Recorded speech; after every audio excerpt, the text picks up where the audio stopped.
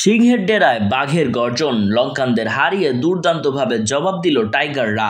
Batting হোক কিংবা bowling, এমনই এক বাংলাদেশ দলকে দেখতে চায় সবাই। শেখ মাহদী হাসান ক্যারিয়ারের সেরা বোলিংয়ে শুরুতেই গুড়িয়ে দেন Lankan batting line up. Series জয়ের মিশনে এই দিন টস জিতে বাংলাদেশকে আগে বল করতে পাঠায় শ্রীলঙ্কা। শুরুতেই আক্রমণাত্মক ব্যাটিংয়ের চেষ্টা করছিল তারা, কিন্তু সেই পরিকল্পনা বাস্তবায়ন করতে দেননি শরীফুল ইসলাম। প্রথম ওভারের শেষ বলে তার করা ফুল লেন্থ ডেলিভারি স্কোয়ার লেগে উড়িয়ে মারতে গিয়ে ধরা পড়েন কুশল মেন্ডিস।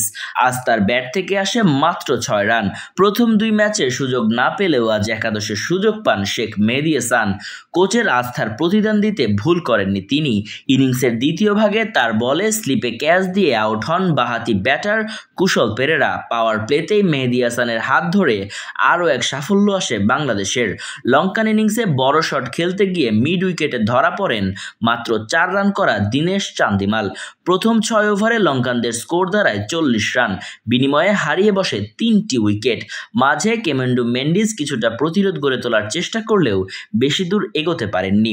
2টি বাউন্ডারির সাহায্যে 15 বলে 21 রান করে তিনি শিকার হন শামীম পাটোয়ারির হাতে। শেষ দিকে ব্যাট হাতে কিছুটা ঝড় তোলেন দাসুন সানাকা।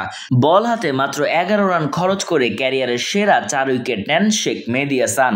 শ্রীলঙ্কাকে মাত্র 132 রানে গুটিয়ে দেয় বাংলাদেশ।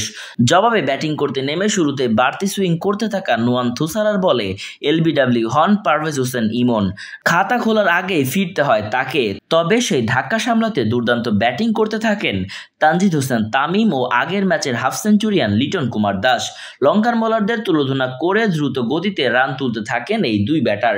আগের 2 ম্যাচে বড় স্কোর না করতে পারলেও আজ সাবলীল ছিলেন তামিম। লিটনকে সঙ্গে নিয়ে সহজেই ম্যাচ বের করে আনেন তিনি। পাওয়ার প্লের মধ্যেই লক্ষ্য স্পষ্ট করে দেন তারা। 10ম ওভারে বাউন্ডারি মেরে অর্ধশতক পূর্ণ করেন তামিম। লিটন কুমার দাস 26 বলে 32 রানে আউট হওয়ার পর তৌহিদ হৃদয় মাঠে আসেন। তিনি 25 বলে 27 রান করে ম্যাচ শেষ করা পর্যন্ত মাঠে ছিলেন তিনি। এরপর আর কোনো বিপদ ঘটতে দেননি তারা। সহজেই জয় তুলে নেয় বাংলাদেশ দল।